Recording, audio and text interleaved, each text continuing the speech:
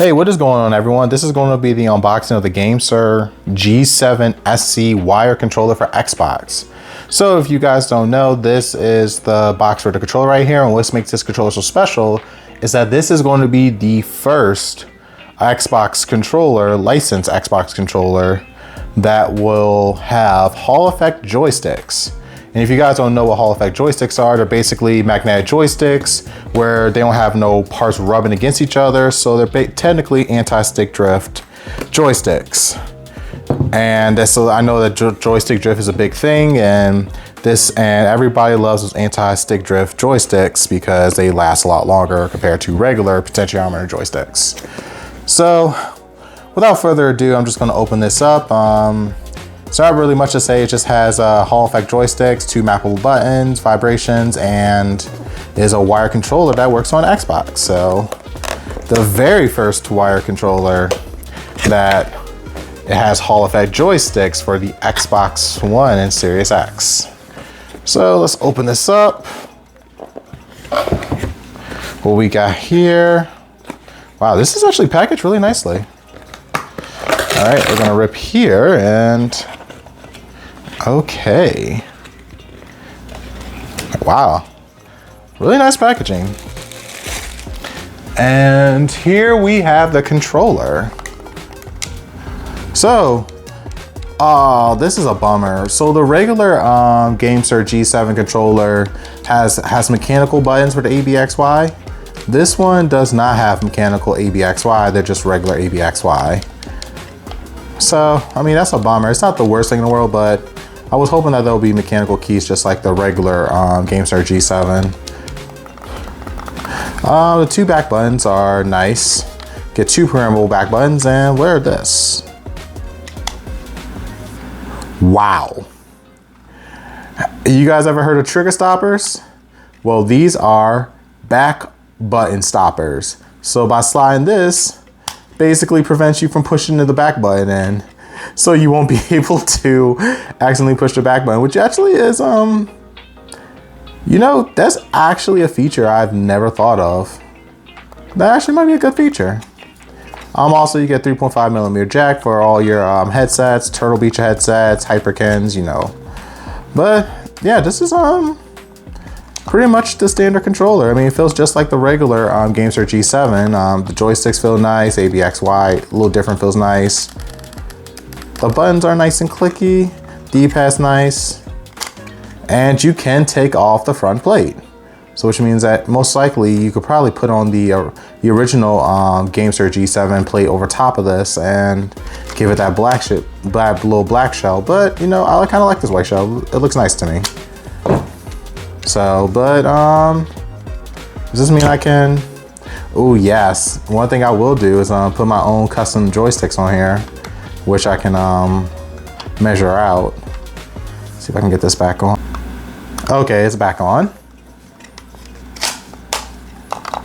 Yeah, but it's honestly not much to say about this controller. It's just controller with Hall effect joysticks, which is really nice. Let's see what else is in this box real quick. You get a braided USB-A to USB-C cable. Judging, I think this might be 1 meter/3 feet. No? Oh, it's long. Wow, it's very long. It's super long. Oh wow, this is like a 9-foot/3 meter cable. USB-A to USB-C, it's braided. This is actually really long, so that's good. I'm pretty sure for the Xbox players, so that way you can sit on your couch comfortably. There is no breakaway on this cable though, which is kind of a bummer, but hey, that's okay. Well, let's see what else you get. Finally. All right, so you get the Gamesir, whatever this is, sticker, pamphlet, thank you, scan QR code, and stuff like that. Not sure what this does. Oh, extended 6 months warranty if you scan code here and register it. Okay, cool. So extends the warranty for 6 months. Definitely use this. You get the Gamesir sticker, which I got plenty of these. 1 free month of Xbox Game Pass Ultimate. Looks like it expires at 2025, and it is for New members only. That's unfortunate. I'll probably give this code away eventually somewhere in this video, so you might want to pay attention. And you get the booklet, which pretty much explains, oh crap.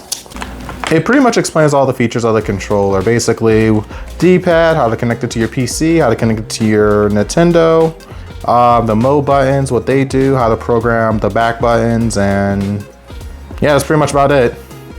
It's nothing special, but yeah.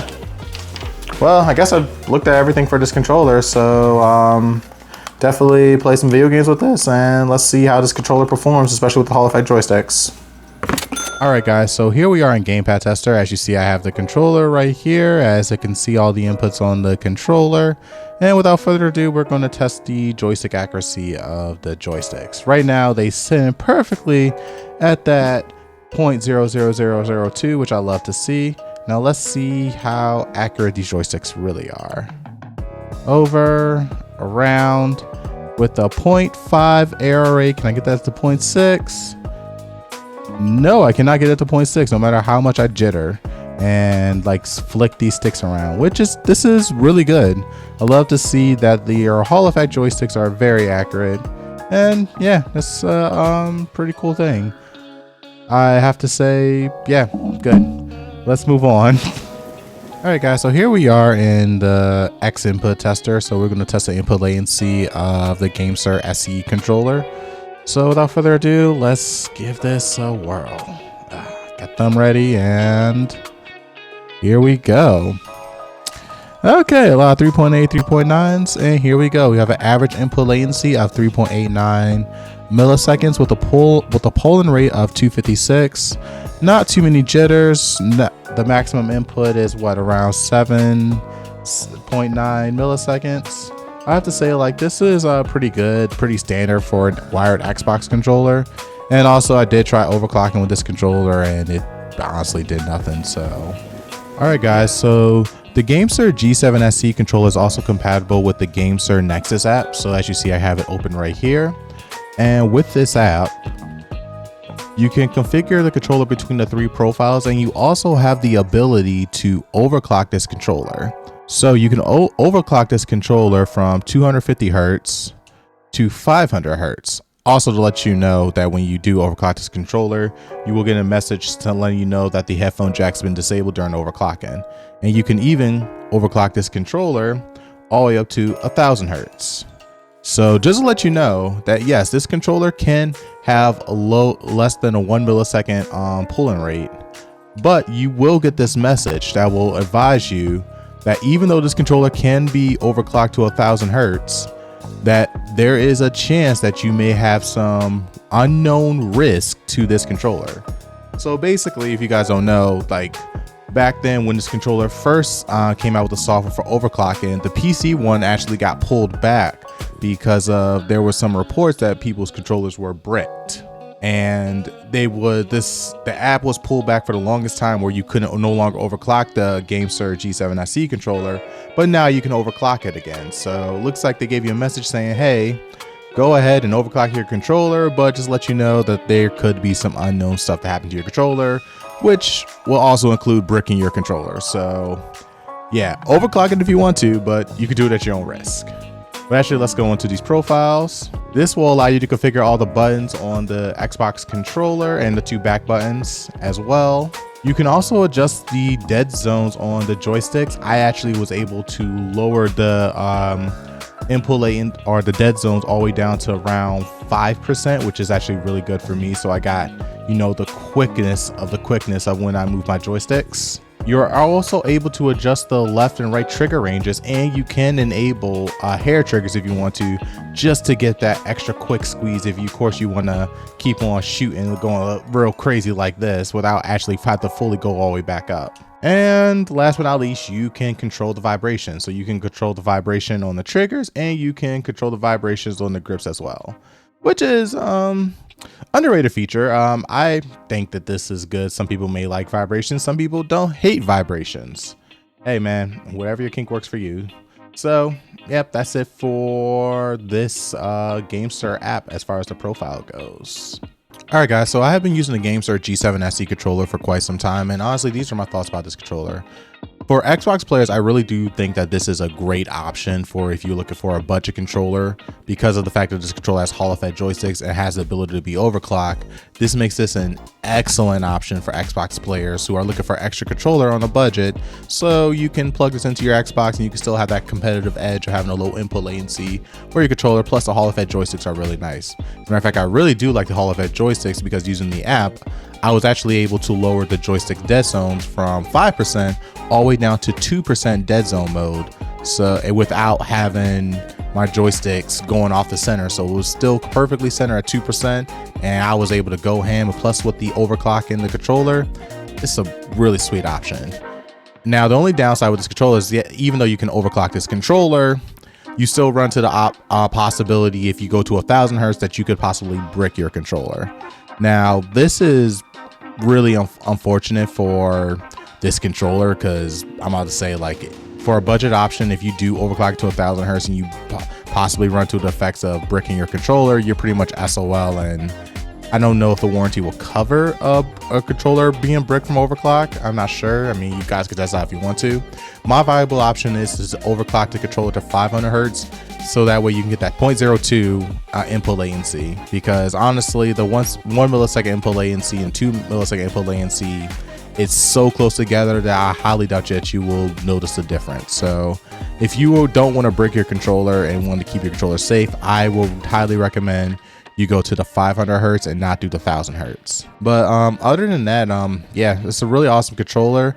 If you are on PC, however, I would also say that there's a better option for PC players that Gamesir actually sells, which is the Gamesir T4 Killer controller.